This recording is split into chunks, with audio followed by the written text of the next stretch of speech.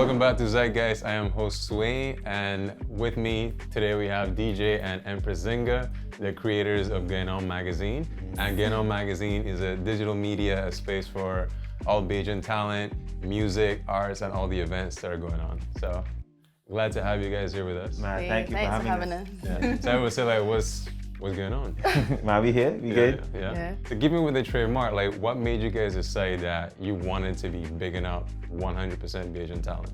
Because we got to change the narrative, man. As artists for the last almost 20 years now, we would go spaces and we would see all the people in the crowd freaking out about Bajan talent, whether it's local or people visiting the island, people just loving Bajan talent. But then the actual locals don't even know what's going on. So at first we started out just putting things in a little flip book online, and then people know about the events that are happening, so they could start messaging me on Facebook and Instagram and say, well, I know that about this event, I know that about that. So we start that way, and then my wife, in all of her glory and intelligence, said, we got a camera, but we just don't help to tell the stories of the artists instead of just putting up posters and flyers. So she has some training in doing video editing and filming. She teach me a little bit. We went on YouTube, we went to do courses. I learned all about sound and video editing and all that.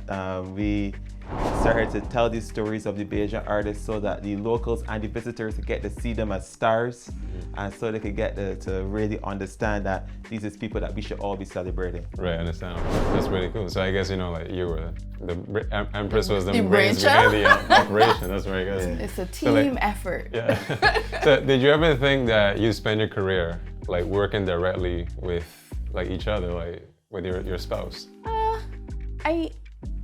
I don't know. That's such a tough question to ask. When I met DJ, we were at an arts camp and we were both teaching. So I think that at some point we would have had a parallel job thing. I didn't expect to be running, not that it's bad or anything, but I didn't expect to be running every day with DJ, but it's been great. So what do you guys know now that you didn't know at the beginning? Like, if you were to go back and give yourselves any advice, what would it be? The first one is entrepreneurship is all about mindset. You think you're ready, but you're not, and you have to fail fast. Our mentor, so in Cambridge, business mentor, he tells us that all the time, and like from day one, it's like your mind, you ain't need the money. So what you talking about? It was like, it got fat here because you tell me I need the money to run my business. But it's true, like the deeper we get into being entrepreneurs, we realize it's all about your mindset. And that usually makes or breaks a business, because you can make money from your mind. You can sit down and you can write a blog, you can create things. As long as your mind is intact, you can make money. But if you have that mindset of also listening to what other people think that you're actually doing or what actually you are, and you listening to what people say, oh, you can't do it, and you fall into that trap, you're gonna fall apart. It's really important for young entrepreneurs to understand that it's their mindset and to stay. Don't give up. As long as you make that first step, you start. And also knowing, I guess, like, to take the bold steps, because you guys did Gine On Awards. And I mean, it's an award show, which is a big idea. So could you take us back to that? Your first ever Gine On Awards, it was like a big event. I saw like pictures everywhere. So like, what, like, can you take us back to that? Like, what did the behind the scenes planning look like? I can try to be as quick as possible, because the Gine On Awards is something that I was thinking about for the last 10 years. It goes back to when myself and Adrian Green, we had an online talk show called Reason Deep. We invited Ronnie Morris, one of the creators of the Barbados Music Awards, on that show, because everybody was talking about it and we wanted him to come on to give his vibe about it.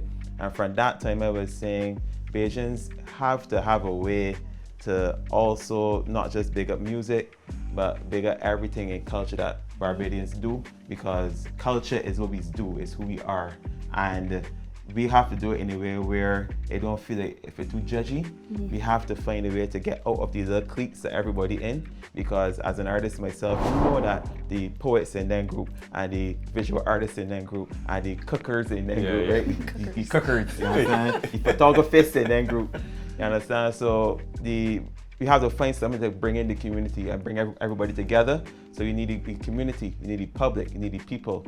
So I was planning this for years and years and years. We tried it virtually at first as a tester to see if anybody would be interested in this. We didn't really publicize it, and we had about 10,000 people that actually voted, and we didn't even try to tell anybody about it. So then when we did it officially, we got about, I can't remember the first year how much votes we got, but the second time around we got close to 40,000 individuals voting, 180,000 hits on the website, and only 60% of those people were from Barbados. And that's what it's going to tell people all the time. The world was watching from Egypt, Ghana, Canada, Saudi Arabia. These people was logging on and voting, voting all the time and learning about the Bajans. So that's what's really about.